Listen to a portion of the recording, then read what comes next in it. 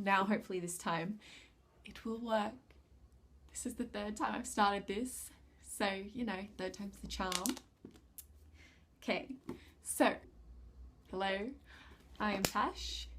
This is my first video, probably, if I, you know, go through with my decision and upload this.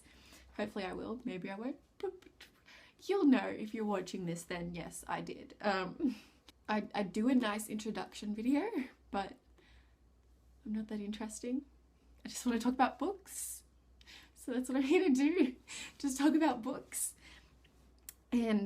But today I'm filming my October wrap-up, and I'm filming this on the 13th because either one of two things will happen.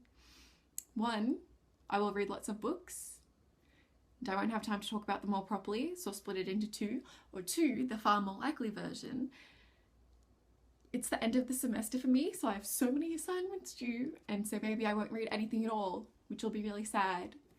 But I won't need to do another wrap up later in the month because I will have read no more books. So, on that positive note, let's get into the book.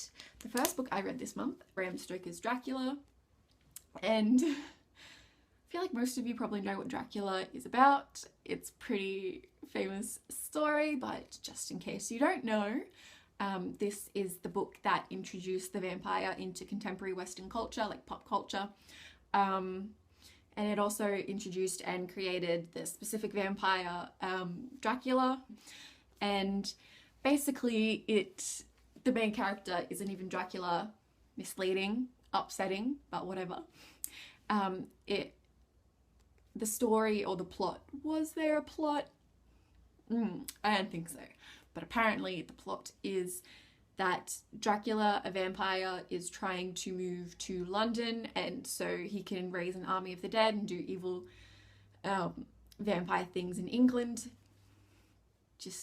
And so obviously it's up to a group of people in England to try and stop them, and this group of like 5 people is split between a couple of perspectives, and they're all like gathered here in this one book, and there's like newspaper clippings of like articles, there's like letters to and from people, and there is 2 people's journals. We have Jonathan Harker's journal, we have Mina Harker's journal, we have some letters to and from Mina and Lucy. I feel like if you know Dracula, you know who these people are, but they're just kind of these middle upper class kind of guys. Like Jonathan works in business, Mina is Jonathan's like GF turned wife. Lucy is Mina's friend who later gets engaged to just this random, don't know who he is, he's in the book there too. Same with another third guy she almost had a fling with or something. And another ex-suitor of hers who is John Seward, and we also have his diary, which is like a transcript of his phonograph, so he's like talking into it and then he's replaying it back because he is a doctor and he runs a mental institution, and in his asylum institution he has a patient called Renfield, and you'll probably recognize that name. So basically they're just chilling, they're living. Lucy gets sick. Dr. Seward calls in his old friend Van Helsing to come help out, and then they piece together what's happening, and there's a vampire obviously, and they're like, oh no, we have to take out the vampire, you know, do what's right. Yeah, I did not like this book at all. I gave it 2 stars, which was probably 2 stars too many. I found that it really dragged. It was really slow. It was really boring. The most interesting part was right at the beginning. This is like first chapter, when Jonathan Harker goes to Dracula's house and is like, oh no, this guy's pretty shady. This isn't good. And then after that, it's just really boring for the like last 2/3 of the novel. I don't even know what happened. I just kind of blanked out. I wanted to DNF this so many times, but I got recommended to read it for school, so I was like, well, I'm sad and I like books, so I'll read it. And I'm glad that I read it, purely so I can say that I read Dracula, because I feel like that's something people will ask me one day maybe, and they'll be like, hey, have you read this classic called Dracula? And I'll be like, yes, it's really bad and I hated it. Let me rant at you. I really hate it. It was just so boring, and I felt like so much could get cut out. I felt like so much of it was just Van Helsing going, we have to like take out Dracula, we have to do our duty, we have to do it, this is something we need to do as manly men, we have to take out Dracula.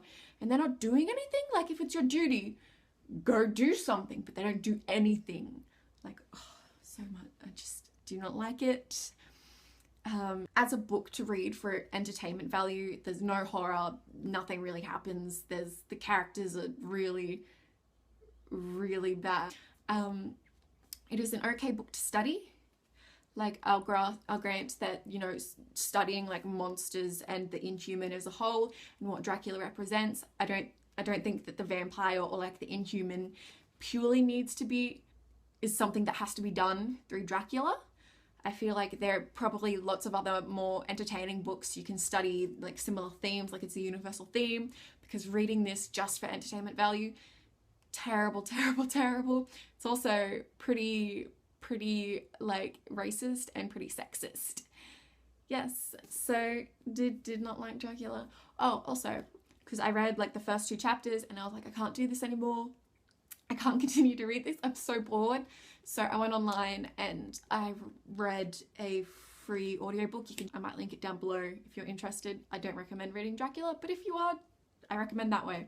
The narrator was great. He was really good with the accents. I just did not like Dracula at all. The second book I read this month was H.P. Lovecraft's The Call of Cthulhu.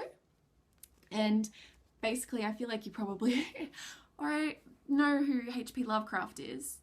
I liked this a bit better. I think on Goodreads, I've rated a couple individual stories, but overall I'd probably give this 3.5, 4 stars. So basically, H.P. Lovecraft is a horror sci-fi writer, but if you don't like horror or like gore, don't worry, there's none of that in here. I feel like it's actually pretty light on horror. It's kind of more psychological. His horror is hard to explain.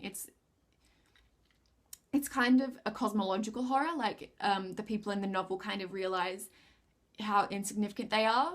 Like, and this space, like they'll see an alien and they'll see something that's so out of their comfort zone, and it'll just shatter their perception of the world and what's right, and that's kind of the horror, if you feel me.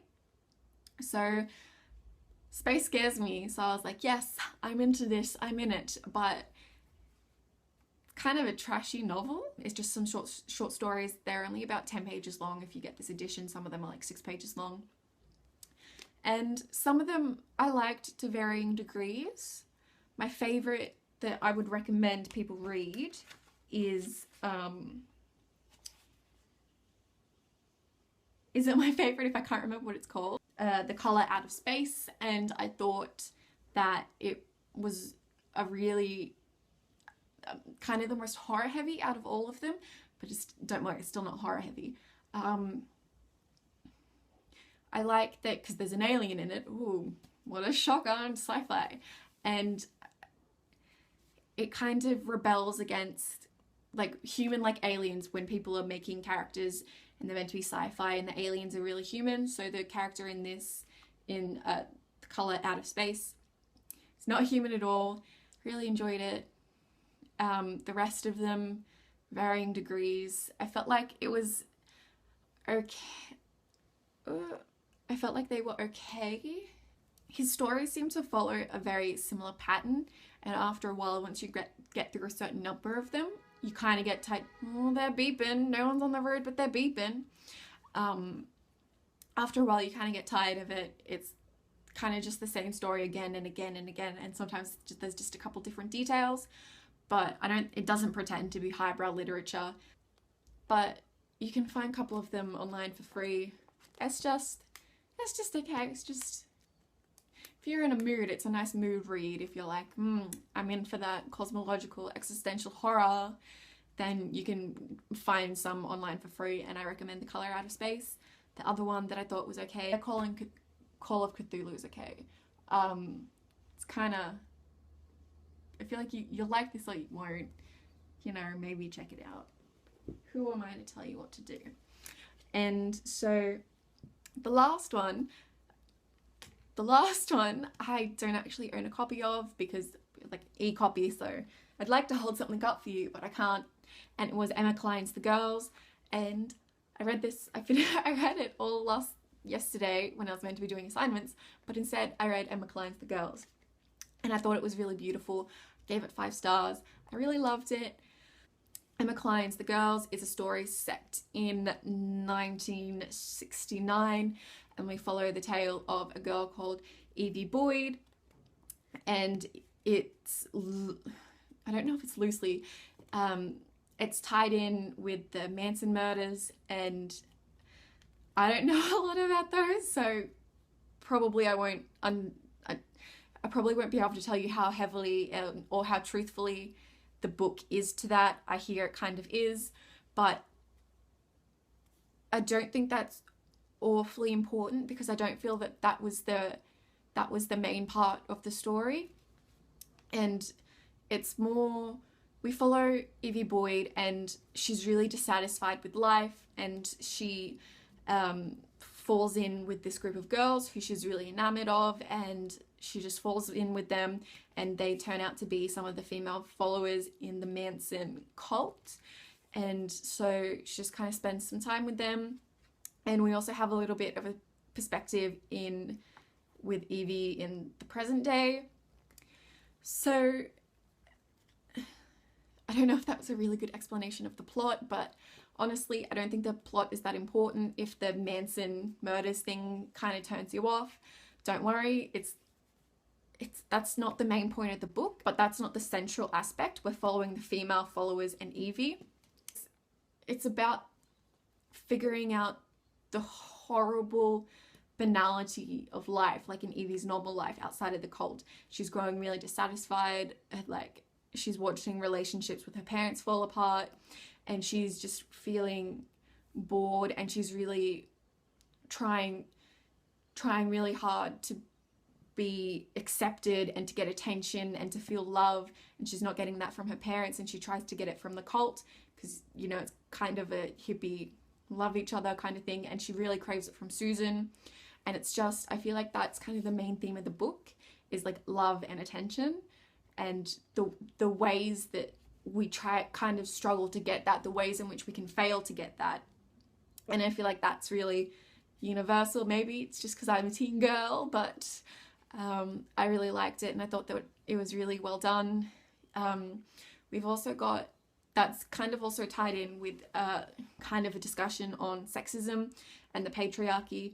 So we've got Evie being shaped and kind of pressured by the people around her and by society who she's trained to be, and she's trained to like kind of pant after boys, these teenage boys that are around her, and she doesn't really love them, but she's told that she loves them, so obviously she must love them, and it's kind of figuring out that it's kind of just a self-discovery of sorts, and it's really beautiful. There's also, like, heads up, there's also like sexual assault in this book, so it's not like really detailed or really vivid, but it's there, so if that's not something you want to go into, that's fine. But I just thought it was really beautiful, the way that, like, we struggle for attention, the way that the world tells girls to be, how it tells them to act, and she's sort of rebelling from these, I think, molds that she's being pushed into. She's rebelling and finding other ways to exist through following this cult, which also isn't healthy. And the writing style, like, I've heard a couple of people say that they hated this writing style and they couldn't handle it, and they put the book down because they didn't like the writing style. I thought it was really beautiful. I love the writing style so much. If you're kind of iffy about it, I noticed the writing style less as I went deeper into the book, which I was kind of sad about. But you kind of get used to it after a while.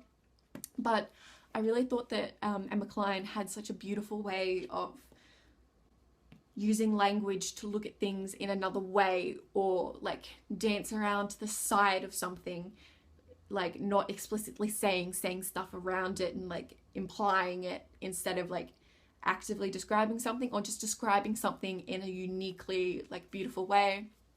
And it also really served to show like Evie's point of view within this beautiful writing, because it was really used to exaggerate the banality, like the terrible banality of her everyday life. And in this, like in the cult, it had a way of really elevating everything and making the kind of grotesque beautiful just in the way it's described, and this twisting, and it really helps show the way that Evie thought, the way that she like threw perceptions and like conceptions of the world onto the world, and it was just really beautiful. I would really recommend it. So I think I'll probably come back later and I'll be like, I should have said this and this and this and this and this. Didn't take any notes, didn't write anything down, didn't think about anything beforehand. I'm just on the spot making crap up. So I hope you enjoyed this. If anyone is watching this, thank you for watching this if you're watching it. If not, you know, that's fine. Probably I wouldn't want to watch me either. But this is mostly for me. I'm gonna be real, because I love talking about books and yelling about them, and hopefully I will be back soon with part 2 of my wrap up. And if I don't get to read more books, then, you know, maybe November wrap up.